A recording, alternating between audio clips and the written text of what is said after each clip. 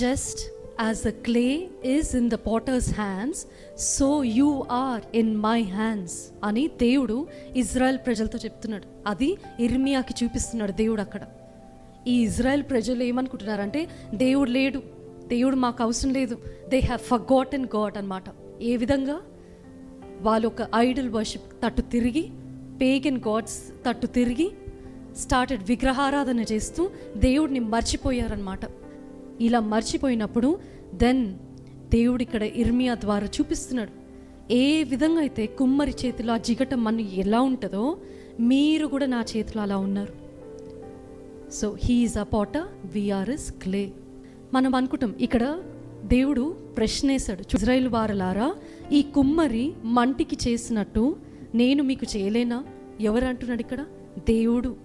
ఈ కుమ్మరి, ఈ పాటర్ ఏ విధంగా అయితే ఆ క్లేని చేస్తున్నాడో నేను అట్లా మిమ్మల్ని షేప్ చేయలేనా? Can't I reshape you?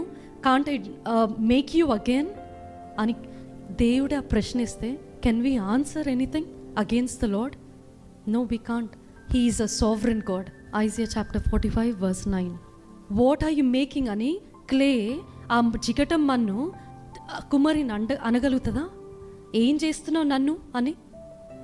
ఈరోజు దేవుడు మన జీవితంలో కూడా when God is making, when God is building, when God is reshaping our lives, can we question God? What are you doing, Lord? What are you doing to my life అని అనుకుంటామా? ఆ సంతోషం ఉంటేనేనా మనకి ఓ మంచి దేవుడు అని?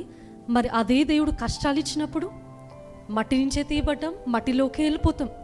కానీ ఈ ఉన్న కొద్ది కాలం కూడా దేవుడిని తిరస్కరించి, దేవుడికి అగేన్స్ట్గా ఉండి, రెబెలియన్గా ఉండి మనం జీవిస్తూ, తిరుగుబాటు చేస్తూ, మళ్ళీ ఎంతమంది దేవుడిని ప్రశ్నిస్తుంటారు.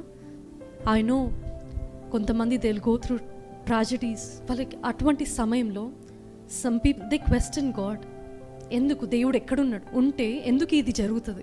ఈ విధంగా ఎందుకు అవుతుంది అని వస్తుంది. కానీ కెన్ వీ క్వశ్చన్ గాడ్ అటువంటి సమయంలో? We can't. God is the same Potter. ఆయన అదే కుమ్మరి, ఆయనలో అయితే ఏం మార్పు లేదు. కుమ్మరి చేసేది మంచిగానే రూపించాలి. హీ డజంట్ వాంట్ దాని క్రికెట్గా ఒంకటింకర్గా పాత్ర చేస్తే ఏమైనా పనికొచ్చే పాత్రగా ఉంటుందా? అది కాదు కదా. కుమ్మరి యొక్క ఉద్దేశము సరిగ్గా చేయాలనే, పనికొచ్చే పాత్రగానే, అందంగా చేయాలనే, చూడ్డానికి అబ్బా ఎంత బాగుంది కదా ఈ కుండ అని అనిపించే రీతిగా చేయడానికే దేవుడు చేస్తాడు. జిగటం మన్ను మాత్రం దేవుడికి ఇష్టం లేకుండా ఆ విధంగా ఉంటే ఎంతైనా చేయని అది సరిగా రాదు.